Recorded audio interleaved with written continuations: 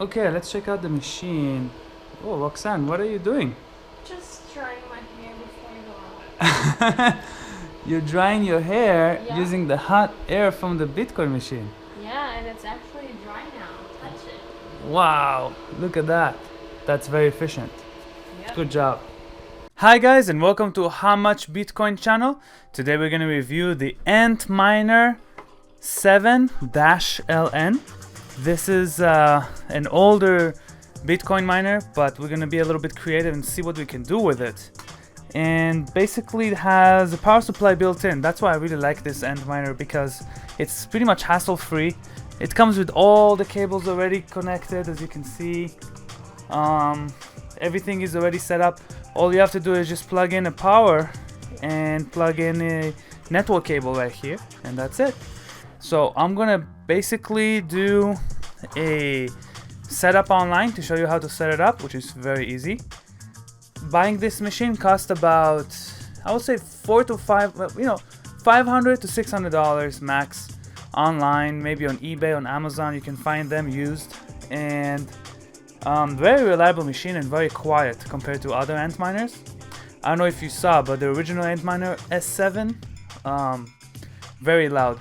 And the Antminer 9, also very loud. Only the R4 and this one, the 7-LN, is pretty quiet. So that's what I like about this Bitcoin miner. And I also like it that it has the power supply plugged in already with all the cables. That's also a big plus. So it mines at the 2.7 terahashes. It makes about, I don't know, $1.70 a day. So, when you calculate the electricity, which is about 770 watts, you don't really make money. But if you have very cheap electricity, or if you don't pay at all for electricity, you can definitely make some Bitcoins out of this. So let's go to the computer and check it out. Here's the Bitcoin miner running right now. It's not very loud, as you can see, so you can run it at your house. The green button is running right now. That means it's all good. Here is the power cable plugged into the power supply that's included in that miner. I guess someone had, before they used it, they had the IP address, dedicated IP. So I'm gonna remove that, and I'm gonna set up, and I'm gonna basically set the default. So let's set it to default, and then it's gonna run on my house.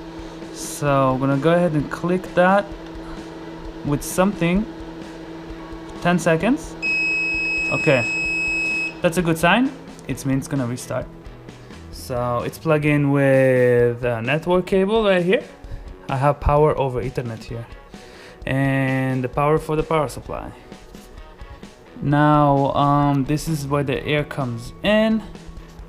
This is where the air comes out from with the heat, and as you can see, it's very quiet, and you can run it at home. Now we're gonna go ahead and set up the Antminer, so then you can get paid for it. So you get the hashing power and the Bitcoins. So the first step is go to Advanced IP Scanner. Why? Because this software can be used to find the IP address for your Antminer. Every Antminer has its own IP address. Every time you plug it in, it gets a new IP address. So basically, after you download the Advanced IP Scanner, you can choose the range here. You can set up from that's basically my range is from 1 to 254 here, but you can set up any range you want. After you do this, you will find a bunch of IP addresses, but also you'll find the one that says Texas Instruments. That's the one that you want to look for. That's the Antminer right here. So we're gonna write the same number here on the browser, and it's gonna ask us for a username and password, and the default is root as the username, root as the password, all lowercase. Now I actually, as you see, I already restart to the default of the settings. So that's the settings that's what the settings are for the default. Let's check it out. Let's go in there again.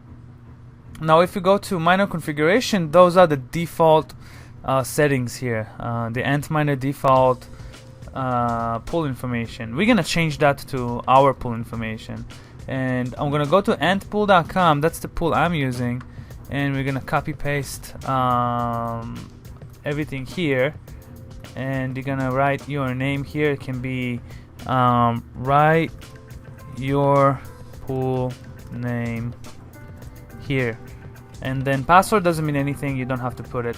And when you click save and apply, after a few minutes you'll see it start hashing.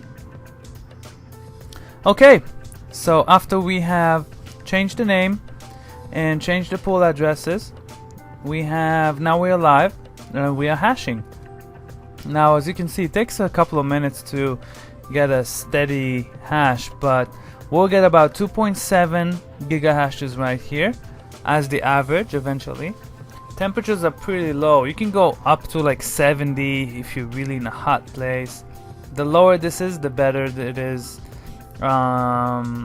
We also can, in a different video, we'll talk about frequency, because you can do overclocking as well, especially on the old machines where you don't really, you can have more risk, so you can bump up the frequency and get more hash, but you're risking of overheating, so it's something we have to talk about in a different video.